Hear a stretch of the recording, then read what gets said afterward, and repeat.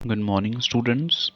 From today, we are going to start our next chapter, that is chapter 6, changes and reactions. Right? So, in this chapter, we are going to study about the changes that takes place in our surroundings and what are the reactions that takes place in our surroundings. Okay, um, what kind of changes happens in our surrounding that we are going to study along with the chemical changes और chemical changes में जो reactions होती हैं that also we are going to study in this chapter. Okay, so first of all we will see the overview of this chapter. So students, you have to read along with me. A chemical reaction is a process that leads to the transformation of one set of chemical substances to another. Right? Chemical reaction क्या होती है? Chemical reaction एक ऐसी process होती है जिसमें कुछ substance मिलकर एक नया केमिकल सब्सटेंस बनाते हैं. मतलब एक या एक से ज़्यादा सब्सटेंस मिलकर एक नया केमिकल सब्सटेंस बनाते हैं. उसी को हम क्या बोलते हैं? Chemical reaction. Classically, chemical reactions encompass changes that only involve the position of electrons in the forming and breaking of the chemical bond between the atoms. अगर हम सिंपल शब्दों में समझें तो कोई भी रिएक्शन कैसे होती है? जो एटम होता है, एटम के आउटर मोस्ट ऑर्बिट में जो इलेक्ट्रॉन्स होते हैं, वो इलेक्ट्रॉन्स क्या करते हैं? कोई भी बॉन्ड या तो बनाते हैं या ब्रेक करते हैं, और जब वो बॉन्ड बनते या ब्रेक होते हैं तो उसके अकॉर्डिंगली नए सब्सटेंसेस बनते हैं, और इसी तरह से कोई भी रिएक्शन टेक प्लेस होती है. Okay, with no change to the nuclei. और जो न्यूक्लियस रहता है उसमें कोई भी चेंज नहीं होता है. राइट? जो न्यूक्लियस रहता है वो तो वैसा का वैसा रहता है, और जो इलेक्ट्रॉन्स हैं वो आउटर मोस्ट ऑर्बिट में से डोनेट या एक्सेप्ट किए जाते हैं. And can often to described by the chemical reaction. No change to the electron element present and can often be described by a chemical equation. और ये जो चेंज है उसको हम किस फॉर्म में बताते हैं? एक केमिकल इक्वेशन के हेल्प से हम इस चीज़ को रिप्रेजेंट कर सकते हैं. न्यूक्लियर केमिस्ट्री इज़ अ सब डिसिप्लिन ऑफ केमिस्ट्री. केमिस्ट्री का एक पार्ट होता है जिसको हम क्या बोलते हैं? Nuclear chemistry. न्यूक्लियर केमिस्ट्री मतलब केमिस्ट्री का वो पार्ट जो कि न्यूक्लियस से डील करता है. राइट? आपको पता है कि एटम, और उस एटम के सेंटर में होता है न्यूक्लियस. राइट? तो केमिस्ट्री का वो पार्ट जो कि न्यूक्लियस से डील करता है उसको हम क्या बोलते हैं? Nuclear chemistry. Nuclear chemistry is a subdiscipline of chemistry that involves the chemical reaction of unstable and radioactive elements where both electronic and nuclear changes may occur. Nuclear chemistry की वो ब्रांच है जिसमें हम न्यूक्लियस के बारे में nucleus की study करते हैं, और दूसरा जिसमें हम उन केमिकल रिएक्शंस की स्टडी करते हैं जो कि अनस्टेबल एलिमेंट्स और रेडियो एक्टिव एलिमेंट्स की रिएक्शंस को मतलब हम अनस्टेबल एलिमेंट्स और रेडियो एक्टिव एलिमेंट्स की स्टडी करते हैं न्यूक्लियर केमिस्ट्री में. Right? Where both electronic and nuclear change में अकर, और इन्हीं में जो इलेक्ट्रॉनिक और न्यूक्लियर चेंज है वो अकर होते हैं. Right? So nuclear chemistry is that branch of chemistry in which we deals about the unstable और radioactive elements जिस और उनके इलेक्ट्रॉनिक और न्यूक्लियर चेंजेस के बारे में. Okay, the substance initially involved in a chemical reaction are called reactants और reagents. वो सब्सटेंस जो कि किसी इक्वेशन में किसी केमिकल रिएक्शन में इनिशियली इन्वॉल्व होते हैं उनको हम बोलते हैं रिएक्टेंट्स. राइट? मतलब जैसे मैंने बोला कि मैंने दो केमिकल्स को मिलाए, ए और बी, तो ये जो ए और बी केमिकल्स हैं उनको मैं क्या बोलूँगा? रिएक्टेंट्स.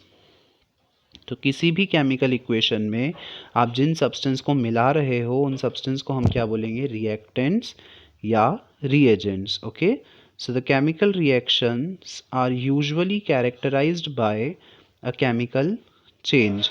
chemical reactions को हम कैसे कैरेक्टराइज कर सकते हैं? केमिकल चेंज से। आपने प्रीवियस क्लास में पढ़ा होगा फिजिकल चेंजेस और chemical changes, right? Chemical changes क्या होता है कि किसी भी सब्सटेंस का जो केमिकल कंपोजिशन है वो चेंज हो जाता है, राइट? एंड केमिकल चेंजेस जो होते हैं वो परमानेंट चेंजेस होते हैं, that are irreversible changes, and they yield one और मोर प्रोडक्ट्स, और इनसे एक या एक से ज़्यादा प्रोडक्ट जो हैं वो बन सकते हैं। मतलब दो या दो से ज़्यादा रिएक्टेंट मिलकर एक या एक से ज़्यादा प्रोडक्ट बना सकते हैं, right? Which usually have properties different from the reactants, और इनकी जो प्रॉपर्टीज़ होती हैं वो रिएक्टेंट्स की प्रॉपर्टीज़ से बहुत ज़्यादा डिफरेंट होती हैं, right? Reactions often consist of a sequence of individual सब स्टेप्स। जो रिएक्शंस होती हैं वो एक प्रॉपर सीक्वेंस में चलती है, राइट? कोई भी केमिकल रिएक्शन बैलेंस्ड होती है। क्यों? क्योंकि it should be in equilibrium, right? मतलब जितने एलिमेंट्स, जितने एटम्स या मॉलिक्यूल्स एलएचएस में होते हैं उतने ही एटम्स या मॉलिक्यूल्स आरएचएस में भी होने चाहिए, राइट? तभी जो कोई भी इक्वेशन है वो इक्विलिब्रियम में होगी, और उसके लिए क्या करना पड़ता है? हमको एक प्रॉपर सीक्वेंस को फॉलो करना होता है। The so called elementary reactions and the information on the precise course of action is a part of the reaction mechanism. Chemical reactions are described with chemical equations. अगर दो particles के बीच में कोई reaction हो रही है तो उसको हम एक इक्वेशन की हेल्प से रिप्रेजेंट कर सकते हैं, राइट? मतलब हमने क्या बोला कि ए और बी कोई दो केमिकल हैं और वो एक दूसरे के साथ रिएक्ट कर रहे हैं, तो उसको मैं एक इक्वेशन की फॉर्म में रिप्रेजेंट कर सकता हूँ, जैसे कि ये ए प्लस बी। तो ये ए प्लस बी क्या हो गए? रिएक्टेंट्स, और ये दोनों मिलकर एक प्रोडक्ट बना रहे हैं सी। तो ये सी जो हो गया वो क्या हो गया? प्रोडक्ट। तो रिएक्टेंट्स हमेशा लेफ्ट हैंड साइड आएंगे और जो प्रोडक्ट है वो राइट हैंड साइड आएगा, राइट?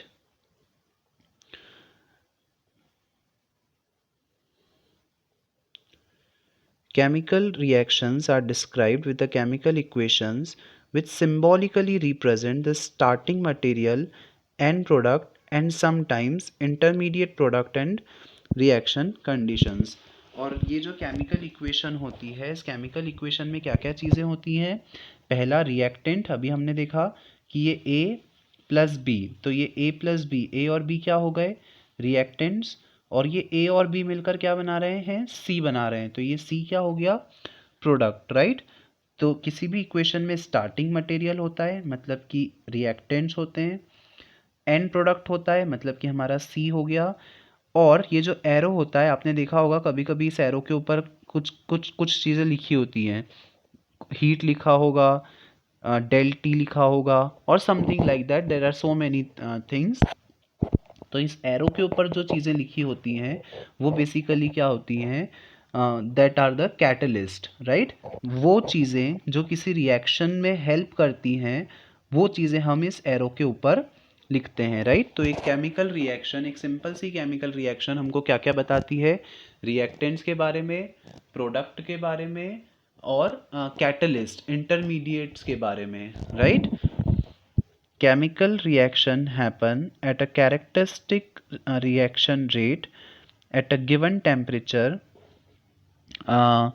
एक पर्टिकुलर टेम्परेचर पर जो केमिकल रिएक्शन होती हैं हैपन्स एट द, उसका एक पर्टिकुलर रेट होता है। मतलब ऐसा नहीं है कि हमने जैसे ही दो केमिकल्स को मिलाया तो सडनली उनमें रिएक्शन होगी, नहीं। हर एक पर्टिकुलर रिएक्शन के लिए अपना एक टाइम पीरियड होता है और वो उसी रेट से होती है, right? And the chemical concentration, typically the reaction rate increases with the increasing temperature because there is more thermal energy available to reach the activation energy necessary for breaking bonds between the atoms, right? Usually जो जो rate होता है reaction का वो increase हो जाता है by increasing the temperature, है ना। अगर हमको किसी रिएक्शन को फास्ट करवाना है तो हम क्या करते हैं, जनरली वहाँ पे टेम्परेचर को इंक्रीज कर देते हैं। टेम्परेचर को इंक्रीज करने से क्या होगा, जो टेम्परेचर हमने अगर किसी एटम को दिया तो उसको एक थर्मल एनर्जी मिली, और जब थर्मल एनर्जी मिली तो जो इलेक्ट्रॉन्स हैं वो एक्साइटेड हो जाएंगे, और एक्साइटेड होने के बाद वो इलेक्ट्रॉन्स एटम को ब्रेक करके बाहर आ जाएंगे, right. So this usually happen. इसका मतलब क्या कि अगर हमको किसी भी रिएक्शन के रेट को इंक्रीज करना है तो हमको क्या करना पड़ेगा, टेम्परेचर को इंक्रीज करना पड़ेगा, राइट। नाउ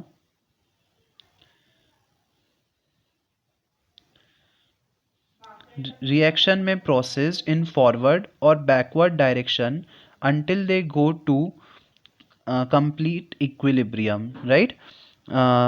मतलब जब तक मैंने आपको स्टार्टिंग में बताया कि जो नंबर ऑफ रिएक्टेंट्स और नंबर ऑफ प्रोडक्ट्स हैं that should be equal, right. इसका मतलब क्या कि जितने मॉलिक्यूल्स रिएक्टेंट्स में हैं उतने ही मॉलिक्यूल्स प्रोडक्ट में भी होने चाहिए। इसका मतलब कोई भी इक्वेशन जो है वो कैसी होनी चाहिए, बैलेंस्ड होनी चाहिए। It should be in equilibrium, है ना। इक्विलिब्रियम का मतलब यही होता है कि जितने मॉलिक्यूल्स हम लेफ्ट हैंड साइड ले रहे हैं उतने ही मॉलिक्यूल्स हमको राइट हैंड साइड लेने पड़ेंगे, तभी वो इक्वेशन बैलेंस्ड इक्वेशन होगी। और जब तक इक्वेशन बैलेंस नहीं होती है तब तक जो रिएक्शन है वो चलती रहती है, राइट। तो रिएक्शन तब तक चलती रहेगी जब तक number of molecules in reactants and products या इन LHS and RHS will become equal to each other. Reaction that proceed in the forward direction to approach equilibrium are of described as spontaneous, requiring no input, free energy to go forward, right. ऐसी reactions जिनको बाहर से किसी चीज़ की requirement नहीं होती है, हमको बाहर से उसको एज ए कैटलिस्ट और उस रिएक्शन को प्रमोट करने के लिए हमको बाहर से कुछ नहीं करना पड़ेगा, तो ऐसी रिएक्शंस को हम क्या बोलते हैं, spontaneous reaction, okay. Non spontaneous reaction require input of free energy to forward. Example include charging a battery, applying an external electric power source, photosynthesis driven by absorption of electromagnetic radiation in the form of sunlight। और ऐसी reactions जिनमें हमको बाहर से उनको कुछ energy देनी पड़े उनको हम क्या बोलते हैं, नॉन स्पॉन्टेनियस रिएक्शंस। तो सिंपल सी चीज़, जहाँ हमको बाहर से कुछ नहीं करना पड़ रहा है दैट आर स्पॉन्टेनियस रिएक्शंस, और जहाँ हमको बाहर से कुछ करना पड़ रहा जहाँ पे हमको बाहर से कुछ नहीं करना पड़ रहा है दैट आर स्पॉन्टेनियस रिएक्शंस, और जहाँ हमको बाहर से एक्सटर्नली कोई एनर्जी देनी पड़ रही है तो that are non spontaneous reactions, right. That are non spontaneous reactions. Different chemical reactions are used for combinations during chemical synthesis in order to obtain a desired product, right। अलग अलग जो different chemical reactions are used for combination during chemical synthesis। अगर हमको किसी भी chemical को बनाना है तो उसके लिए बहुत सारी अलग अलग केमिकल रिएक्शंस होती हैं अगर हम अपनी डिज़ायर्ड प्रोडक्ट बनाना चाहते हैं तो। इन biochemistry consecutive series of chemical reactions where the product of one reaction is the reactant of the reaction from metabolic pathways. The reaction are often catalyzed by protein enzymes, right। हमने पढ़ा catalyst, right. Catalyst क्या होते हैं, catalyst are those materials जो किसी भी reaction को take place होने में हेल्प करते हैं, राइट। मतलब रिएक्टेंट्स को आपस में रिएक्ट करने में जो हेल्प करते हैं without undergoing themselves in the chemical reaction are called as catalyst, okay। तो catalyst सिर्फ वो जो किसी भी रिएक्शन को होने में हेल्प करें। Enzymes increase the rate of biochemical reactions so that the metabolic synthesis of the decomposition impossible under ordinary conditions can occur at the room temperatures concentration present within a cell. The general concept of chemical reactions has been extended to reactions between the entities smaller than atoms, including nuclear reactions, radioactive decays, and reactions between the elementary particles as described by the quantum field theory. Right? जो general concept होता है किसी भी chemical reaction का has been extended to the reaction between the उसको हमने कहाँ तक एक्सटेंड कर लिया है, मतलब हम किन किन चीज़ों के बीच की रिएक्शंस के बारे में पढ़ते हैं। एटम्स के बीच की रिएक्शंस, जिसमें हम सारे न्यूक्लियर रिएक्शंस, न्यूक्लियस के अंदर जो रिएक्शंस हो रही हैं हम उनकी भी स्टडी करते हैं। रेडियो एक्टिव डीके आप आगे की क्लासेस में पढ़ेंगे, रेडियो एक्टिव मटेरियल्स जो होते हैं हम उनकी भी स्टडी कर रहे हैं। The reaction between the elementary particles मतलब वो पार्टिकल्स जो कि सबसे छोटे होते हैं, क्वार्क्स हो गए, लेप्टॉन्स हो गए, है ना, these are the elementary particles. तो एक केमिकल रिएक्शन की हेल्प से हम ना सिर्फ एक एटम की या न्यूक्लियस की स्टडी करते हैं बट बहुत छोटे छोटे एलिमेंट्री पार्टिकल्स और रेडियो एक्टिव डीके की भी स्टडी करते हैं। Right now change in the law of nature, everything changes around अस। हमारी आसपास जितनी भी चीज़ें हैं, change is the law of nature, है ना। Change is the law of nature, nature का नियम क्या होता है, चेंज। मतलब हमारे आसपास जितनी भी चीज़ें हैं वो डेफिनेटली क्या होंगी, चेंज होंगी, है ना। मतलब हम अपने आसपास देख सकते हैं कितनी ही चीज़ें हैं जो हमेशा कंटिन्यूअसली चेंज होती रहती हैं। The things around us are changing, हमारे आसपास जितनी भी चीज़ें हैं वो कैसी होती रहती हैं, चेंज होती रहती हैं continuously. Our day to day activities also bring about many changes, हमारी डे टू डे एक्टिविटीज़ में भी कितने सारे चेंजेस होते रहते हैं। For example when you keep ice in the open it melts, अगर हम आइस को बाहर फ्रिज से बाहर निकाल कर रख देंगे तो वो क्या होने लग जाएगा, मेल्ट होने लग जाएगा। Right, a piece of paper when burn change into ashes, अगर हमने एक पेपर को जला दिया तो वो ऐश में कन्वर्ट हो जाएगा, है ना। व्हेन वेजिटेबल और dal are cooked their appearance and shape changes completely, अगर हम वेजिटेबल या दाल को कुक करेंगे तो उनका अपीयरेंस और उनका जो शेप है वो ऑटोमेटिकली क्या हो जाएगा, चेंज हो जाएगा। Right, a seed germinates and the baby plant comes out, एक सीड जो है वो जर्मिनेट होता है, मतलब आपको पता है कि जो प्लांट्स होते हैं वो बीजों से ही उगते हैं ना, बीज से, बीज इज कॉल्ड सीड। तो जो प्लांट होते हैं वो सीड से ही उगते हैं, तो ये सीड जो है वो जर्मिनेट होते हैं और जर्मिनेट होकर क्या करते हैं, प्लांट में कन्वर्ट हो जाते हैं। And a baby plant come out, then this plant gradually grows into a big tree, और ये प्लांट बड़ा होकर क्या बनाता है, ट्री बनाता है। तो these are some of the examples of the changes that are around us, ये सारी चीज़ें क्या हो रही हैं, चेंज हो रही है। फर्स्ट केस में हमने देखा कि जो आइस है वो मेल्ट हो रहा है, मतलब वो पहले सॉलिड था अब वो लिक्विड में चेंज हो रहा है। देन एक पीस ऑफ पेपर था, अब वो बर्न होकर ऐश में कन्वर्ट हो रहा है ना, मतलब उसमें भी चेंज हो रहा है। वेजिटेबल और पल्सेस जो है वो भी कुक हो रही हैं और उनकी सारी प्रॉपर्टी, शेप, अपीयरेंस वो भी क्या हो रहा है, चेंज हो रहा है।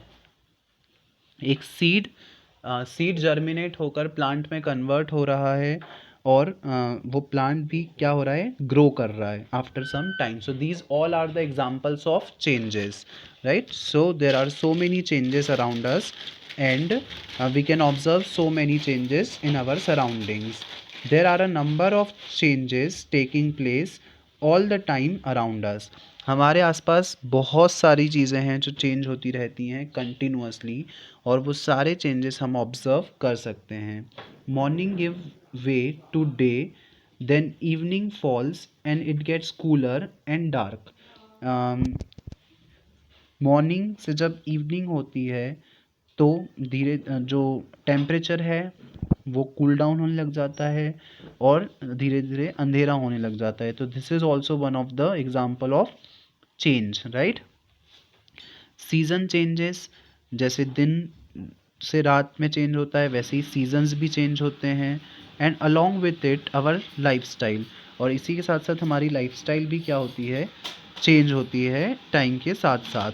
सम changes can be noticed immediately, कुछ चेंजेस हम इमीडिएटली नोटिस कर सकते हैं, while some other changes are noticeable after some time. लेकिन कुछ चेंजेस इमीडिएटली नोटिसेबल नहीं होते हैं और उनको पहचानने में, उनको रिकॉग्नाइज करने में हमको थोड़ा समय लगता है। So those changes need some time to be recognized. Okay, so in this chapter we will study about the two types of changes, that is the physical and chemical change. इस chapter में हम पढ़ने वाले हैं physical और chemical changes के बारे में। So that's all for today's class students. In our next class we will study about the physical and chemical changes in detail. Okay, thank you.